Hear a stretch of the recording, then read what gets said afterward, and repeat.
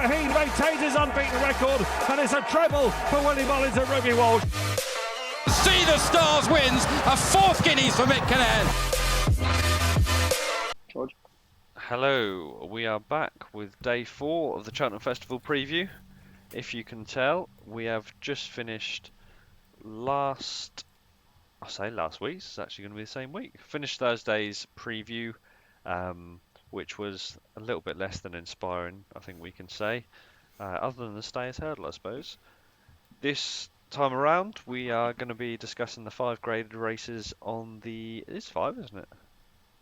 Well, I suppose if the Foxhunters graded. The 5 main races of the day on the Friday. Starting off, of course, with the Triumph Hurdle, so we'll get straight into it. Vauban is current favourite at 7-4 for Willie Mullins and Susanna Ritchie. Pied Piper is 5-2. Phil Dora is 6-1. Porticello, the challenge of Gary Moore, is 11-1. Night Salute is 12, and then it's 14-1. Bar those. What kind of stats you got for me on this one, Dan? So we've got 3 out of the last 12 winners were the favourite. 7 out of the 12 had a previous win in a graded race. 11 out of the 12 had at least 1 win that season. And 12 out of the 12 had at least their last run within 48 days of the festival. Okay, very interesting. Of course, the 3 of the 12 favourites we can basically up to 4 because Gosham was winning. But we won't. Yeah, of course. Yeah, that. if you want to look at it that way, that's right. No. Right, Ben, why don't you kick us off? Yeah, it's actually good. It's actually turning out a nice little race because we never really seen Pied Piper and Vauban until post Christmas. So after the Frank Knight, isn't it, at Christmas at Leopardstown? Yeah, the juvenile juvenile. Went for 7.5 lengths. You're thinking, fuck me, we're quids in here. I was sitting on like 6-1, 7-1. I was like, this thing's an absolute good thing. And then suddenly, where was that juvenile hurdle race that with them two come out? Was it like Ferry House or somewhere? The two of them. That's when Pied Piper and Vauban come up against each other. Where was it at? Was it Ferry House? Was it? I don't know why I think Punchestown.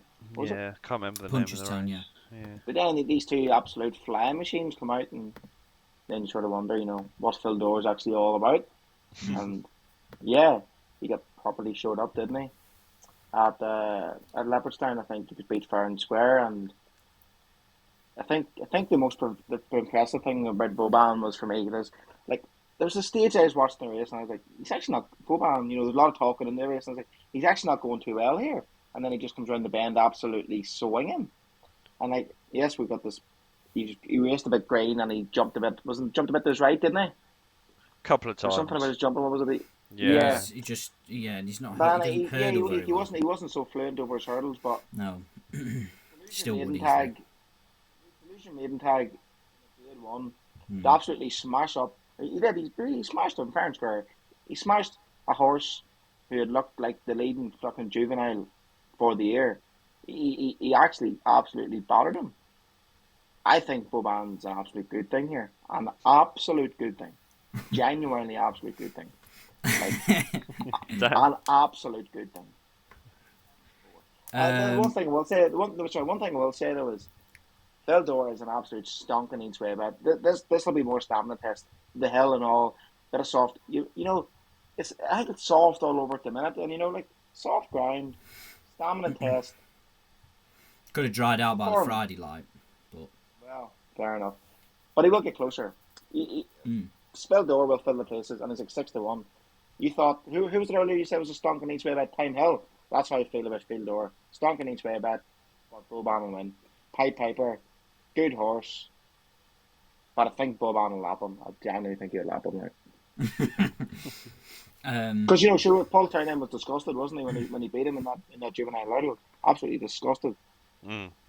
Yeah, but I think he was. Time, won't he? To be honest, I think he was undercooked that day. They were going to leave Vauban back and keep him as a novice and run him in the Supreme. So that just shows you how highly they think of him. They were going to just keep him behind and not bother with the 4-year-old season. Then obviously he must have been showing really, really good signs at home, and they just thought, we'll just go for it. he obviously, like you say, was second to Pied Piper. I thought he was very unlucky that day. And also the yard said he needed it. I mean, if he needed that, the form is very likely to be reversed. I don't like Pied Piper, as in I just think he is short on what he's... I think Vauban's short. I do think he's quite short, but I think Pied Piper's short enough as well, because I thought he got that race fell apart at Cheltenham. Absolutely fell apart. There's no other way about it. Yes, he won on the bridle, but he won on the bridle because he was beating horses that, one, they weren't the greatest, certainly not in the calibre of Phil Dorr, and two, they just went too hard up front.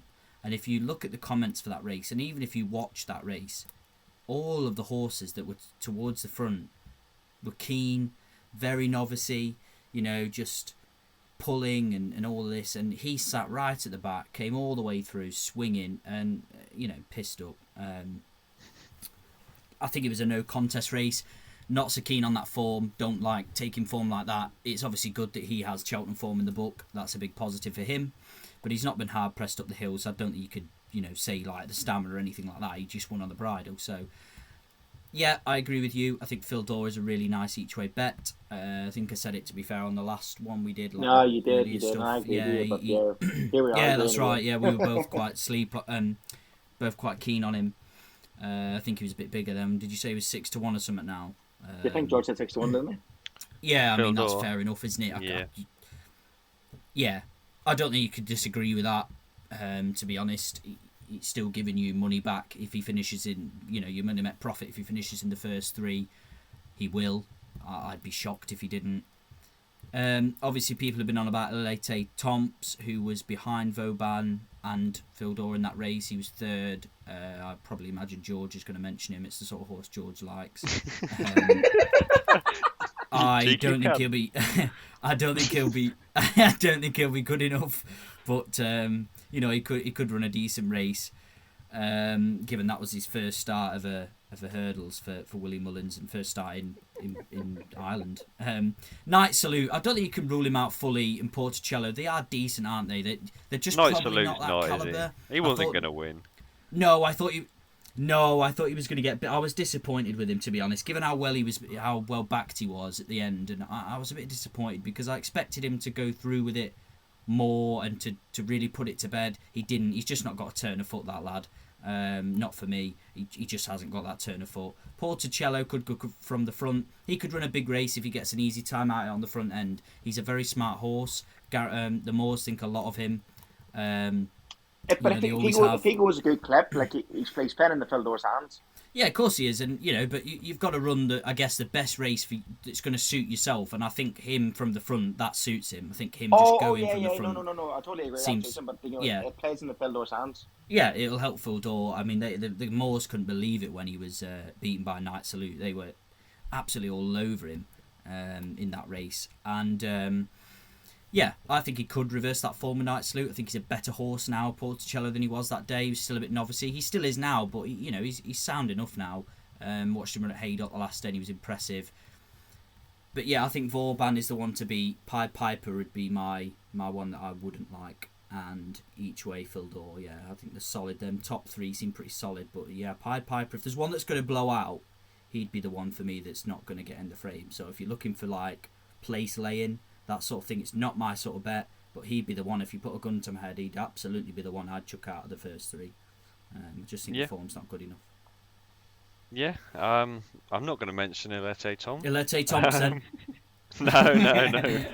I mean, as of course in the preview of the day one when we were asked to put up a lucky 15 for next year, my selection was Vauban for the champion hurdle at 16s. Billy fucking Trader Man at Sky Bet has obviously watched that video, cut him into 12s.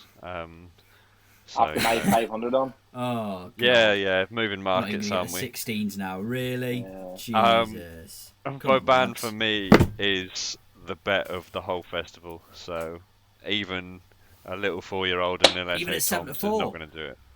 Even at 7 to 4? Yeah, even at 7 to 4. Do you think you'd got shorter than 7 to 4? 5 to 4. Yeah. Yeah, I think he'll he go could off go 5 shorter, to yeah. 4.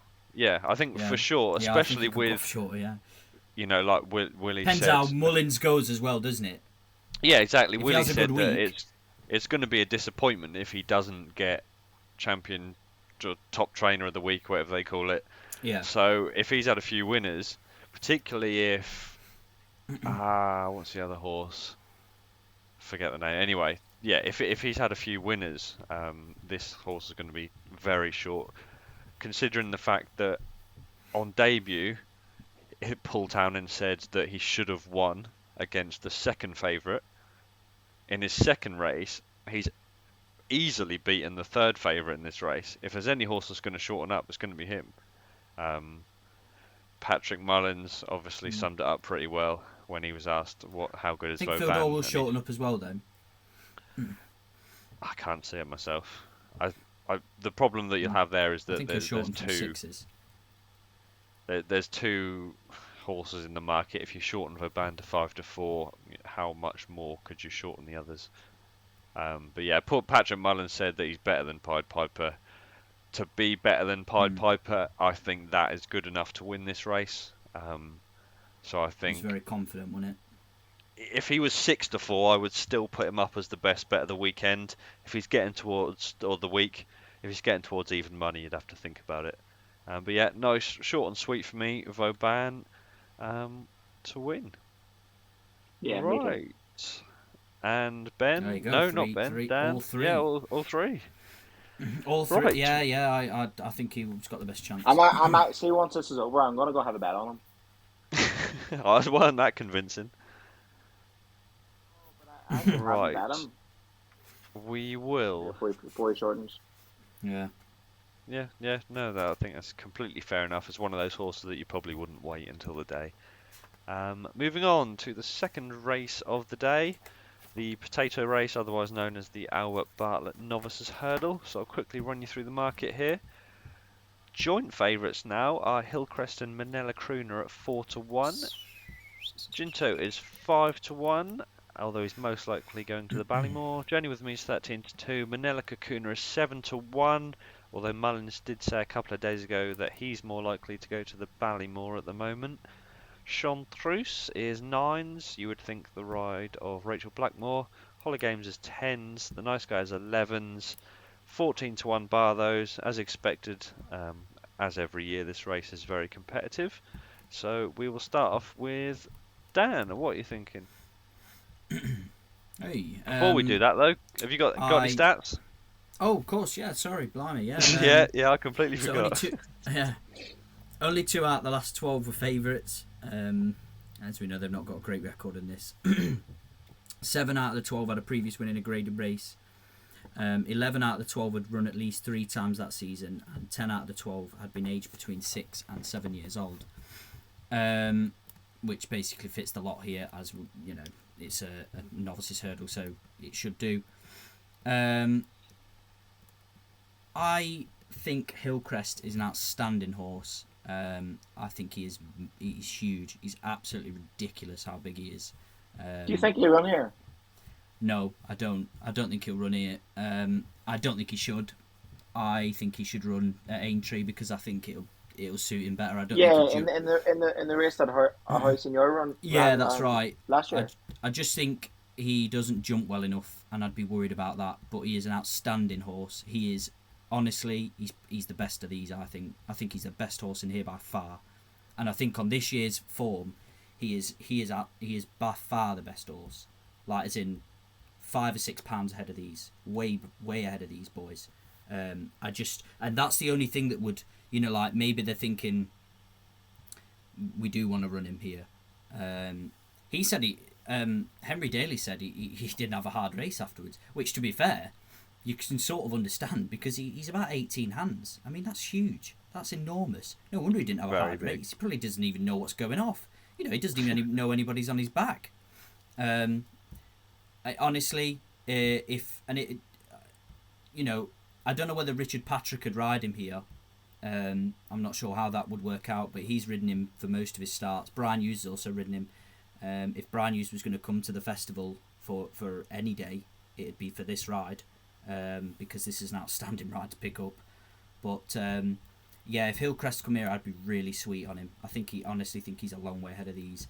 And if not, this is a bit of a left field one, because I do think that this race could throw up a surprise. I think people are focusing in on the front runners. There's not really a standout individual. As we've said before, Ginto, we don't think he's going to go here. I think he's going to go for the Ballymore. Then you've got Manila Crooner and Manila Kakuna, the bloody ridiculous names that were first and second at Leopardstown. Manila Kakuna will definitely go here, I think, and so will Manila Crooner. Journey with Me is a possibility to go here, but he's also obviously a possibility for the Ballymore. A lot of it is still relying on, where other horses go, like Sir Gerhard, for example, things like that. It depends. But if Ramiliers turns up here, he might have a shout, because this horse is just such a slow, progressive. He's such a boat as well. He needs a sort of trip like this. Honestly, he just hasn't got any pace, and he would be really interesting. Stepped up to this would be the first time he tackles 3 miles, right? And I think that's really interesting. He won a point-to-point over 3 miles by 5 lengths. The only point-to-point he ran in. He'll stay this trip no bother. Like this is the sort of trip he needs. He's probably a 3-mile chaser, but 3 miles of hurdles on his step-up could suit him. I thought he was going to run a handicap. But then, the last day, Willie Mullins sent him out at Punchestown and stepped him up to 2 mile 4.5 or something. He went off 4 to 9, something stupid like odds on. Bolted up, won easily, won as he liked. But you could still see he needed further. Like he still didn't have that gear where you just thought, right, he's going to click in now. Right, he's going to sprint away. He just didn't. He's just a relentless bosh. And I just thought, you know what? If this lad somehow steps up to the 3 miler, where if he goes to the festival, this is what he'll go for. He's 66 to 1 for the Ballymore. He won't go there. He's 20 to 1 for this. I would definitely back him each way. Willie Mullins has never made, he's always made it clear how high he holds this, how much regard he holds this horse in. He said he was outstanding as a bump horse. Well, he didn't show that on the track. He's still got so much faith in this horse. He's going to come good one day. He'd definitely have a shout. So the two for me, Hillcrest, if he lines up here, he's by far the one to beat. I think he's miles ahead of these. But Ramiliers, if not, he'd be a 20 to 1 poke in here, and I don't see why he wouldn't have a shout. Yeah, well, fair enough. Yeah, everything you said was quite I just valid. think they're not great. They're probably the minute, what have they shown? They're not great. I still think if Gento come in here, he'd piss up, majorly piss up. Yeah, I agree. Well, if Hillcrest came, I don't think anything would beat Hillcrest. If Hillcrest runs here, I think it revolves around him. I honestly do. Gento beat him. Oh, I don't think he would. I love Gento like you, but I just think Hillcrest is an absolute machine. I think he's ridiculous. Fair enough. But he's 150 rated for me. None of these are 150 rated. Gento will be 150 rated. Well, not now he won't. He'd have to step up, but at the minute he's not showing it, is he? What would you have for Ginto? I'd probably have Ginto mid 140s or something. Yeah, but see, the problem is Gento doesn't show much. He just finds more and more and more and more. I'm telling you, I can't wait till the day. I hope this doesn't come back to bite me. I can't wait till the day that Gento ends up in an end-to-end gallop and he's sitting tucked in off the pace. Because I'm telling you what, he'll beat any of them. Sitting in, tucked in, end-to-end gallop. Because he's made his own running every time over hurdles. He makes his own way, and they come at him, he goes again. They come at him, he goes again. I just can't wait till the day he's tucked in. And then someone presses a button and says, go. So tell you what, see that happens. I think they're saving fences, though, do you think, the 3 miles? I think that's what they're doing. I think he'll probably the Ballymore. Given Gordon Elliott's comments. Let's be honest, they don't really give a fuck about the hurdles. He's beast ball for a Gold Cup. Yeah, he's bought for chasing. I think they'll probably run him in the Ballymore just to keep on the right side of him, if that makes sense. He might go 3 miles at front, just kind of but maybe, but even as earlier, even I had another tenner on there earlier on at 16 to 1 for the festival and all this next year. I'm just building up a pot because he's going to win it. I am in the Gento. Who's going to win this race though? Yeah, wait there. No, I need to stop talking. Manila Crooner, the Gordon Elliott horse. Manila Crooner, yeah. Yeah, he won a really, really, really good race starter. And this is, I know, this might sound stupid. You don't really need a classy type to win this, but if you look back at the previous winners, there's some very classy horses. But you need someone who is bogged down, just bogged, tough. Manella Crooner makes at Leopardstown to come back and stay on the way he did shows that he's got the attributes to win this race because he's a slogger. Like he is grit, grit, grit, and he'd slog all day. If he doesn't make that mistake, I don't know if he'd win, but he'd definitely be a lot closer. And I think it's saying something. Hollow Games. So if you look at Elliott's choices for this race, Hollow Games isn't going to win the race. Not a chance. Not good enough.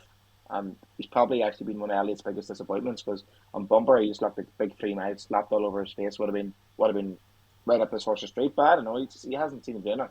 So if Gordon Elliott's thinking about looking for winners for races, why is he not sending Ginto here?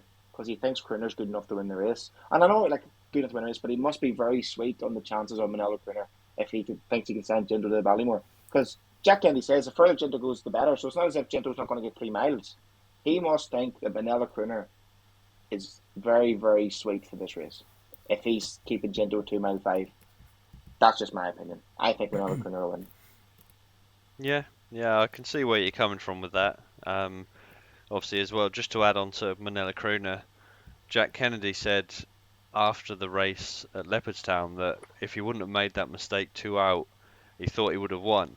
And obviously, we know that the ride that Manella Kakuna got was an absolute masterclass. So the fact that Jack Kennedy thought that he still would have won, tells you quite a bit about him. So I think Manella Crooner. I mean, you look through the past winners of this race, just off the top of your head, Monkfish, Manella Indo, you know what I mean, Harry a few years ago. Cromwell, Vanillier. Vanillier is obviously running again this year. There's some very good horses, and I think Manella Crooner could be one of them. Just touching on Hillcrest, obviously we're recording this on Monday the 7th. Tomorrow he's got a schooling session, and Henry Daly said they're going to decide tomorrow whether or not he's improved enough to go to Cheltenham, or if they're going to wait until Aintree. Okay. So we'll probably know that by the time this video goes up anyway. He's got such a big stride, he's such a big horse that they're possibly thinking about the future already for him. Yeah, I'd wait. Like I say, I wouldn't go here if I owned him. Yeah, I think, when they asked Henry Daly, he said if he doesn't go to Cheltenham, he'll go to Aintree. So even just saying that suggests that there's a chance that he's probably not going to go. Oh yeah, it's 50-50 in it. Yeah, if there was one to pick up at a bigger price, I thought Eric Bloodaxe is going under the radar a bit at 25-1 just because of his last run. Obviously at Leopardstown, he was up there with the pace up until 2 out and then completely dropped out of it. So I think there was something amiss there because he dropped out very quickly. He won a Grade 2. Ginto smashed him the time before that. My mate Ginto smashed him up. What a legend. Well, yeah. Obviously, he won a... he's my next Cliff horse. That's just the bottom line. Bloodaxe won a Grade 2, I think by 7 or 8 lengths before that. He was always hyped up as the next big thing, and he just didn't develop into it. But I think you could get a Grade 1 like this where they don't necessarily always go to the best horse in the race at that time. 25-1 is a fair price. You're going to get 5 or sometimes even 6 places in this race. But I think Manella Crooner will still win. I think he's got the fight that a horse like that needs to win that race. Hillcrest would be a big, big danger, but I'm just not convinced that he's going to turn up. So Manella Crooner for me. Did Derek Bloodaxe, he bit Fernie Hollow in the bumper, didn't he? Or was it did Eric Bloodaxe not beat one of them in the bumper? Yeah, he's if we go back to his really old form, because he hasn't run that much. He beat Fernie Hollow in the bumper, yeah, that's right. Yeah, he did beat Fernie Hollow. Yeah, he beat Fernie Hollow, yeah, at Fairy House. Yeah, and then he was he'd had 3 runs. Because he ran at Leopardstown, didn't he? And he was quite near the back. That was when Appreciate It won. And then he was off for just over a year. But yeah, I think he could come. I mean, he's had four runs this year, so he's had plenty of rides. But if you're looking for something at a bigger price, 25-1, pretty fair each way. But anyway, up the Crooner. Up the Crooner. And Ginto wins it. And Ginto wins a lot next year.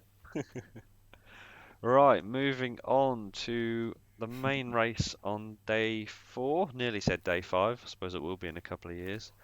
And that is, of No course, chance. Cheltenham Gold Cup.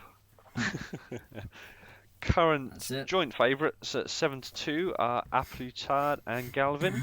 Manila Indo is 5-1. The blue riband. Protectorat is 8s. Album Photo is 10s. Alaho won't be running. Conflated is 12s, along with Tornado Flyer, and then at 16-1 Chantry House and 20-1 Bar Those. Stato. Oh, so 4 out of the last 12 winners were favourites. 11 out of the 12 were aged between 7 and 9. 11 out of the 12 were rated 164 or more, and 9 out of the 12 had won on their last run before the festival. And that's the stats for the Gold Cup. Can I start? Because I'm really, really, really confident on one. Go on, then. Yeah? Galvin. I think yeah. Galvin's the one. I think Galvin's the one. The more I read about him, the more I watch the replay back, I think he's genuinely the one. And I think I can see where people's coming from when they say, "Oh, we don't know who's got the class." Not the class, but he only won a national chase. But this is a very, very good horse. A very, very good horse. He has got he ticks all the boxes on what it takes to win a Cheltenham Gold Cup. I think. Well, I don't. 7-2 is a wee bit short now. I've got him 6-1. I'm happy with that. I think he'll drift on the day. I think he'll go off about 9-2. I'll tell you who the money will come for though. Manila Indo. I think the money's going to come. That'd be the one I fear most. I don't fear A Plus Tard. I think Galvin. If Galvin beat A Plus Tard over 3 mile, he beat him over 3 mile too. That's the way I look at it. Do you know what I mean? Because the further Galvin goes, the better he's going to get, as we all know. A Plus Tard, I don't know if I can say the same for A Plus Tard. But Manila Indo, he could be the one. The spring's back. He could be spring back in the step because, I know Conflated the Irish World Cup, but what happened Manila Indo Christmas in the King George? That was a hell of a run. A hell of a run. He's the one that I would fear the most. And I think the 5-1's an absolute stonk in each way, but he'll not be out of the top. He probably will get 4 in the A game. He won't be out of the top 4. I think Galvin will win though. And I think George, one of these boys, is going to put a wee shout for the album, aren't you? But he's happy to see. Willie said he's working a bit better now. He's getting a bit more happy with him, so whoever's in the album. Yeah, it was a bit. The dream's alive. The dream's alive. I think was it 2 weeks ago? Willie said that he was disappointed with Album Photo's work. So I'm glad that he's shown a little bit more now. I think they all worked at, was it Limerick last week? Or a few of them did anyway. Album Photo I've backed at 8 or 9-1. I backed him a few weeks ago before Willie said he'd been working a bit better. So it's always a nice thought that he's going to get there. I think the main thought behind it is that he's not got any worse, and have the main contenders really got any better? I suppose besides Galvin, you got A Plus Tard, Manila Indo. These are the same horses that were running last year. Galvin's obviously got the right to be favourite, I think, in how he's run. I think he's closely matched with A Plus Tard. I think A Plus Tard might get a bit closer than what you'd think. But in a race where you've got 3 favourites, obviously the 2 there and Manila Indo, you look for something that you might get a bit more value in, and for me that was Album Photo. I also think Conflated's going to run a big race.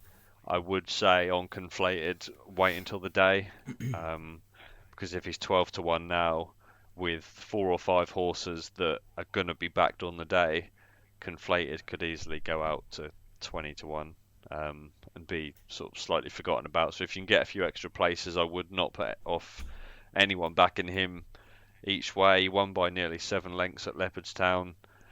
He's always been around the top ranks. He goes up in trip and he absolutely smashes them. So the fact that, on Betfair he's 18-1 on the exchange, I think that's an absolute joke of a price.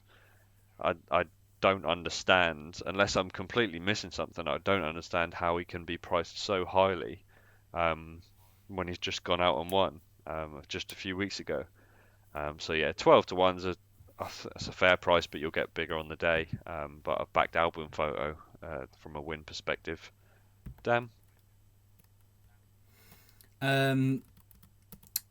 Yeah, Aplutar, I thought he was pretty unlucky last year, wasn't he, when he was beaten by Manila Indo. I mean, to be fair, Manila Indo travelled well, didn't he, and always really looked like the winner, especially coming towards the second last. A lot of it depends on the pace of the race. Manila Indo, Galvin, Album Photo, they're going to want a strong pace. They're not going to want it to be muddling and slow. Whereas obviously Aplutar would probably prefer it to be a bit slower. I'm not so sure he's a proper thorough stayer at 3 mile 2.5. I think it does stretch his stamina a bit. Protectorat's holding his own, isn't he? Which I was surprised about.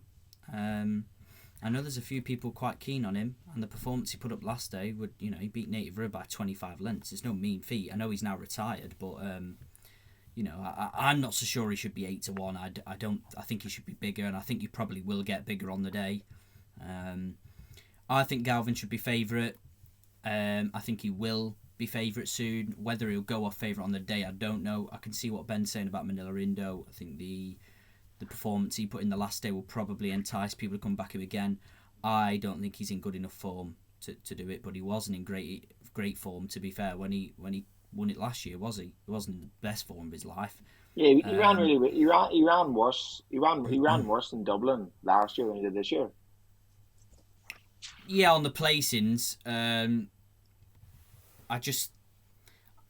you see, in my opinion, I don't think Conflated's he jumped like a pig. He jumped like a pig last year in Dublin.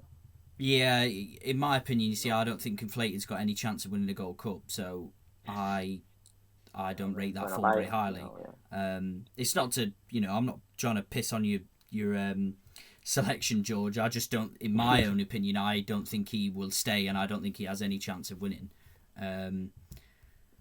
Obviously Allaho won't go. Tornado Flyer is one that's he's overlooked, isn't he? He's a King George winner, and it was interesting to see what Willie Mullins said when he said that the step up in trip could actually suit him.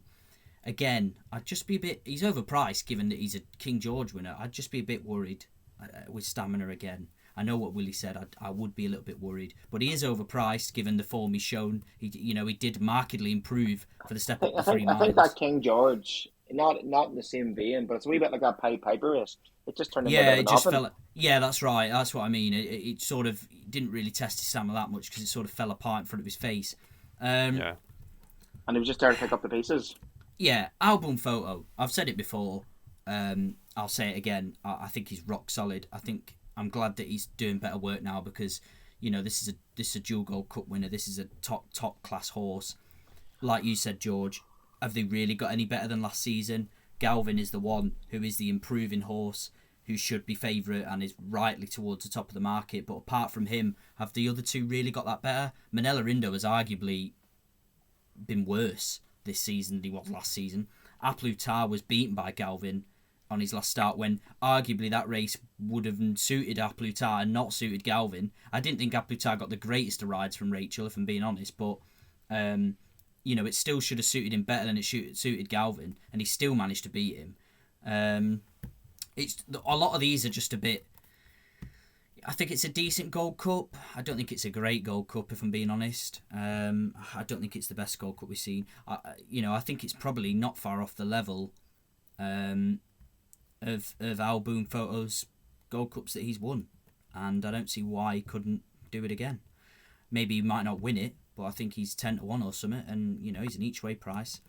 But apart from that, you've got to go with a horse that's never been to Cheltenham in terms of he's never ran in a Gold Cup, and that's Galvin. And he looks absolutely rock solid. I'll agree with Ben, and he's probably at the minute as unlikely as it seems.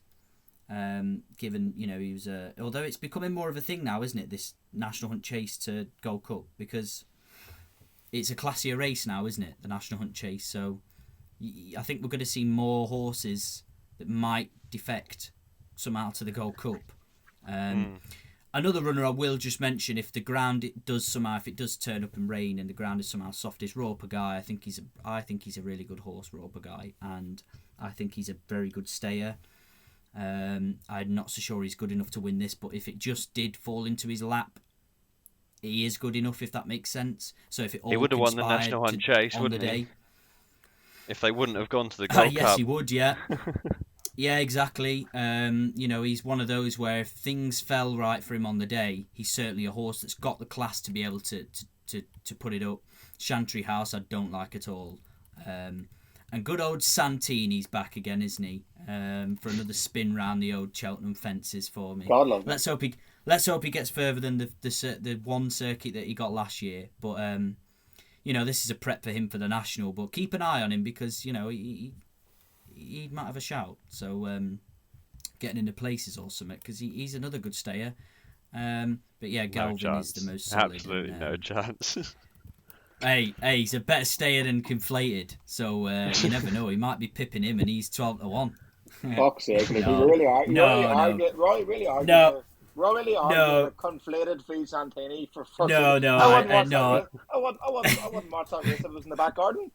No, I don't think Santini's got any chance. I think he could have a chance in the national, but that's for another day. But yeah, Galvin is the solid one, and Album Photo each way, but it is a minefield. Yeah. On that note, we will move on to Ben's favourite race of the week, the St James's Palace Festival Challenge Open Hunters Cup. Over 3 miles too. Last time we were talking about this race a few weeks back, he was slagging it off. And ever since on WhatsApp, he's been saying he's got the banker. So why don't you kick us off, Ben? I need stats before I can kick this off anywhere. Oh, right. 4 of the last 12 were favourites. 11 of the last 12 had been 8 years or older. 9 of the last 12 had at least one win that season. 10 out of the 12 were rated 134 or more. Not sure what he's rated. Yeah, he'd be rated higher than that. And Good. 10 out of the 12 had their last run within 43 days of the festival. Oh, I'm not so sure. But I have 2 words. Winged leader. Winged leader. All in. Yeah. Without saying this too publicly, I got informed last week that the owner thinks this is going to win. They're very, very, very confident they will beat Billaway again. Beat Billaway by 12 lengths, was Billaway's first run of the season, which we always know he needs it, but they still think that they had a lot in the tank that day, and their boy wasn't fully cooked up. They think this horse is going to win, and that came from someone who I have a lot of respect for, and quite a knowledgeable guy. So I think in a race where I don't have much of an opinion, 6-1, I think that's where my money will go. Whatever happens, happens. I don't like the race, but when someone gives you a wee tip, you gotta join in. And you know what? It's not a tip on craziness. He's got the form in the book. It's not as if you're backing some kind of yak. He's a winning machine, isn't he? He's a winning machine. He's a good horse. He's a winning machine. He's a good horse. His last 5. He's a good horse. So you're not backing something that's 6-3-4 and pulled up on a fail and it's well handicapped. You're backing something with a bit of substance behind it. If I didn't say that I could told that this horse was going to win on the owner's word, on form, it's got a well good chance too. Well, I'd already I'll come in now. You said it the last. Yeah, I already thought he'd had a good chance. So the only problem is David Jennings is on it, but that's the story for another, isn't it? Yeah, we can't win everything. Good old David. Just on that, the last year's winning figure. I mean, the figures for this is quite difficult. You have to take them with a bit of a pinch of salt because the Hunter chases. But the RPR was 147. That was the winning RPR. Wing Leader put up 144 on his last start. He's only £3 off it already. And he's about to come on again. Yeah, and this has clearly been the aim for him now to get a bit of experience into him. If you look, he ran at Tremor last season. He ran at Cork. was beaten there. But since Cork, he's just gone on to other things. Ran at Tramore, like I said, won comfortably. Then ran in a point-to-point. I think it was a match. Won easily. Then ran at Listowel in a Hunters Chase. Won that easily as well. Went back to another point-to-point. And then obviously we saw him come out against Billoway. Yeah, he's clearly useful. I think the key to this race as well is the ground. I think Billoway is going to want soft ground. I think the softer the ground, the better for Billoway, in my opinion. And I think the better the ground, the better chance for Wing Leader. I think if you look at his form, it's on good ground. It's better ground, let's put it that way. If he gets a deluge, I'd be a lot less keen on his chances. Yeah. If he gets good ground, which if it doesn't rain through to the Friday, he's absolutely guaranteed to get. He'd have a stonking chance. I'm with you, Ben. I think he has really got a good chance. I think this is a good bit of. This could turn out to be a decent bit of, a bit of tactical nous, if you like. From is it David Christie? Is that his name? Yeah. So it'd be interesting. The other thing is, it'll be interesting to see which way my old mate David Maxwell goes, because he's got 3 horses in the race and they're quite close towards the top of the betting. Yeah, Bob and Co's the one. Yeah, I think he will ride Bob and Co. Obviously, he fell, didn't he? Or he kicked Maxwell off. Or no, it wasn't Maxwell, was it? Was it Sean Bowen last year? I think it was, wasn't it? It was Sean Bowen riding him last year. He kicked him off anyway when he looked like he had a chance. It was about 4 out or something. He was still travelling pretty well. The only thing is with Bob and Co is he's really quirky. He wouldn't want to be in front soon. And if David Maxwell was riding him, it just put me off. So Wing Leader. George? I won't spend too much on this one. Obviously, it's not a big punting race. As I said before, I tend to try and find something that might fly under the radar a little bit in terms of pointers. And the one I've backed this year is Premier Magic, Bradley Gibbs' horse. So I'd backed him not realising that he wasn't going to go, because Bradley Gibbs was going to ride Highway Jewel, his other horse. She came up lame about a week or 2 ago, thanks to Point Alex on Twitter for letting me know that. Well, he didn't let me know, but I saw it. And I think it's a chap called Darren Pierce as well, who's big in his Hunter Chasers. So those two guys, thanks very much, because you give me a bit of info there. But anyway, Premier Magic's a horse I backed.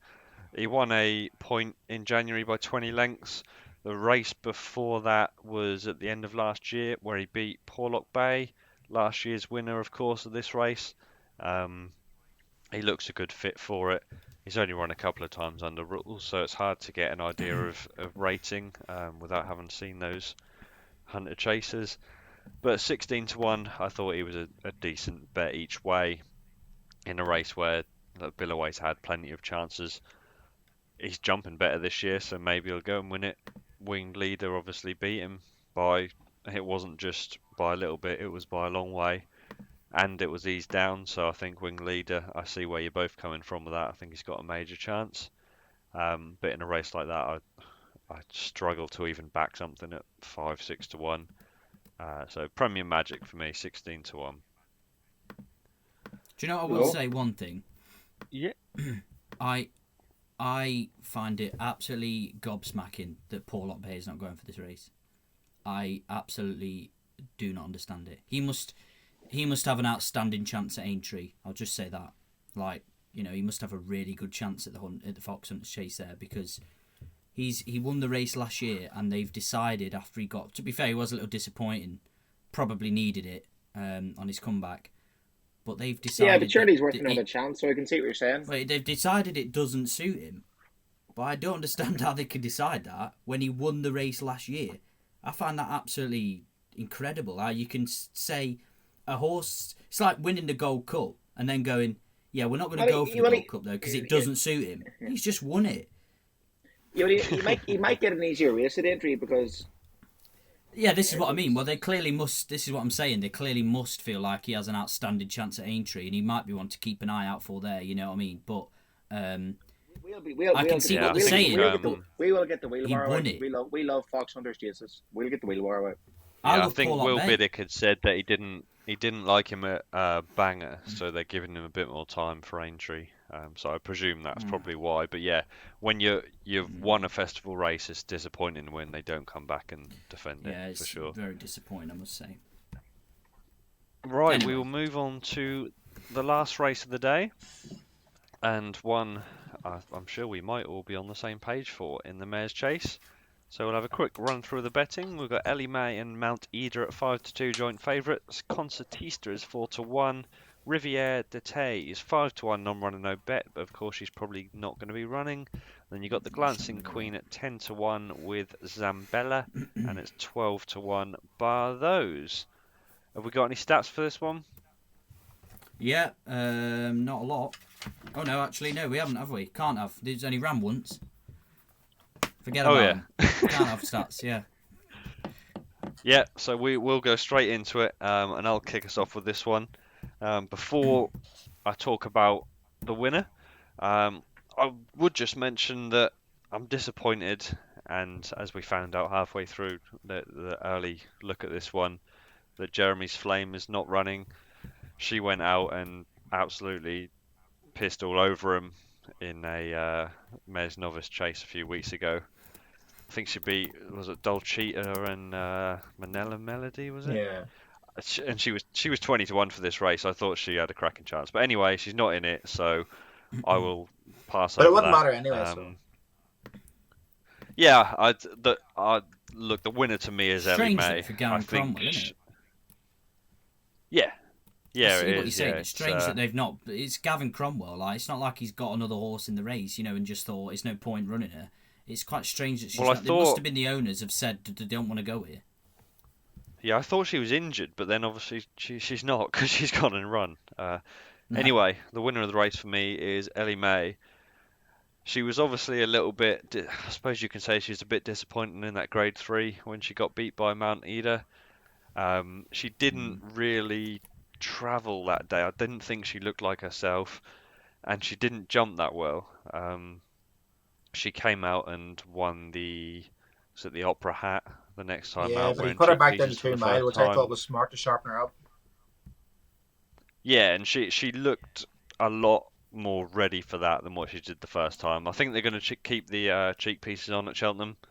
Obviously, she beat Mount Eder last April. Was it April or May? Must have been April. It was a race up at Cheltenham, back home here at Punchestown, or Ferry House, wasn't it? Yeah, and I think at that stage, both mares were running to their form, so I would much rather take that than the race that Mount Eder won against Ellie May. The one thing that puts me off about Mount Eder, particularly in this kind of race where you're probably going to see quite a strong pace, Gordon Elliott wants to send her to the Grand National, so he clearly thinks that she's an absolute plodder. And that's, he even said in this January, I think that was the that was the plan, to send her to the Grand National. They were even thinking about it this year, but obviously with the fact that she beat Ellie May, they then sort of have to go here really. Zambella, I think, is a very good mare. She was quite unlucky when she fell 3 out last year. I thought she was still travelling well. I'm not saying she would have obviously beaten Colreevy or Ellie May, but I think she would have been third at least. Her form figures since have been 2, 4, 1, 1, 2, 1, which obviously shows how consistent she is. But she has already ran 5 times this season, so that might put you off her a little bit. But she's 10-1 each way. She'll want it a bit softer. I mean, the last day she won by 28 lengths, so it's not like she's had a hard race. Yeah, I was there. She has you won topped 5 her. times. No, she would. She won on. I was there, and she absolutely won on. Yeah, it was only 3 runners, weren't there? I think, and the second favourite fell. So she won like a 1-7 shot. So. Yes, it's one of them ones. But for me, Ellie May is the class in the race, and hopefully she is going to round off the day and the week incredibly well. Yeah, I don't know much else to say. I think, as we said it before, I think she's could be one of the bets of the week. I think there's a couple of horses in Freddie that, you don't think 5 or 6 races ago were very, could be really good bets, but the closer you get, like Vauban, Crooner, and now Ellie May. So anyway, RB Watsock, remember I learned the other day, like Willie Mullins talking about Concertisa, like when what do you call him? What's the guy called? Your guy, what do you call him? Tranbury mentioned Willie Mullins about Concertisa racing against Ellie May, so just went like this here, and there's a big drift in the exchange, so I don't think they can put her back over hurdles, or she might need. I don't know. There must be something up there. There's something that just tells me that Concertisa won't be in this race. Even if she was, I still think Ellie May will beat her anyway. But there's just something there, and I don't think Mount Ida jumps well enough. If you look at that in the Kim Muir last year, it's just because she was well handicapped. She fucking way right. She was jumping every fence. She's 1,000 to 1 in running, wasn't she? And she was too well handicapped. That's what won her the race, essentially. As we said before, like what a miracle Reeby was, and like Ellie May done so well to put it up there last year. If Ellie May runs the same again or runs a 90 or 95%, she'll win, I think. And like I think he Nero's JP won because like last year Colreevy wasn't running this race till like a week before. And how far would Ellie May have won this race by last year if Colreevy wasn't there? So I think Willie owes JP one just to, make sure she fucking brings the gravy home this time because, the boys will be on like. Well, we will be on anyway. Well, we already all are on, but like, sure, same odds. Ellie May wins. That's it. Simple. Go on, Dan. Yeah, your favourite horse. Yeah, go on. That's it. The lovely grey mare. Yeah, she's one of my stronger bets of the week. I think she wins this race. I think she'll go off favourite. I think she'll go off shorter than she is now, and I think she's got an absolutely. I think she'll go off sub 2 to 1. 6 to 4, I think. I think she's got an outstanding chance. I don't like Concertista. She's got to give £3 away as well. We can't forget that. She's not anywhere near the standard of form that she needs to win this race, and she's got to give them £3. I mean, it's quite incredible if she achieves that. I know she's got an excellent Cheltenham record, but it'd be a quite incredible feat if she was able to do that. As you say, she might not even go here. I wouldn't be surprised if she didn't, which is only going to make Ellie May shorten up even more. Mount Ida is she's definitely a danger. She's improved again this season. A standout performance, obviously, coming here last year when she carried a decent weight to win the Kim Muir. She was obviously absolutely thrown in that day, but she still carried 11 stone 9, which is no mean feat. You just worry about her being pacey enough here and her jumping. I think they said they might have sorted that out. If they have sorted that out, she's got a good chance. But I think the form line with Colreevy, I think you're right. If you look at Ellie May ran against Colreevy, obviously in this race, Colreevy gave her £2 that day, but she was only beaten half a length. And I mean, she was really unlucky. It was a great race. I was obviously on the losing end, and Ellie May would have basically paid for my entire festival. But it was a fantastic race. I had me on the edge of my seat for the whole way near enough because you just knew them two were coming towards the front and they were going to battle it out. I always thought Colreevy was going to win it. She then went on. Colreevy had also ran against Mount Ida that season. Like I said, she has improved, I think, Mount Ida, but Colreevy gave Mount Ida £4 and beat her by 12 lengths at Thurles. To me, on every single form line, apart from when Ellie May was beaten by Mount Ida, Ellie May comes out on top. I will say when Mount Ida gave her weight that day, remember? She gave her £3, Ellie May, and beat her. But I will say one thing. Don't get too carried away with that because she's clearly took a bit of time to build up this season, Ellie May. She's just, if you look at her form, in terms of I think her best performance this season was that second placing behind Mount Ida. Absolutely, because that race last time was a nothing race. She's about 1 to 6. But she's building, isn't she? She's just peak. I think she's had a really good prep, and I think she'll take a hell of a lot of beating, like an incredible amount of beating. Honestly, if she doesn't win it this year, she won't win it, in my opinion. So we have to if it doesn't happen this year, we have to give up. I think she'll I think she'll go one better though. I've got every confidence in her. I think she's got an outstanding chance, and I think she'll go off definitely sub 2-1 as the favourite. And if not, I think she'll be a bet on the day because I'm not so sure Constantine is going to line up. 3 cheers for Ellie May. Yeah. Yeah, I Good don't see stuff. Davis getting Right, into it. I'm going to put you boys on the spot here. So first of all, best bet of Friday. What are we saying? Ellie May, absolutely. Vauban. Yeah, it's Vauban for me too. And then this one might need a bit more thinking about. So obviously we're at the end of the fourth day. So your nap of the festival, next best of the festival, and then a big each way price across the whole week. Do you want me to go first? well, Give you a bit of time. Yeah, go on. Go on first. Vauban for me, of course, nap of the festival. I think absolute shoe-in.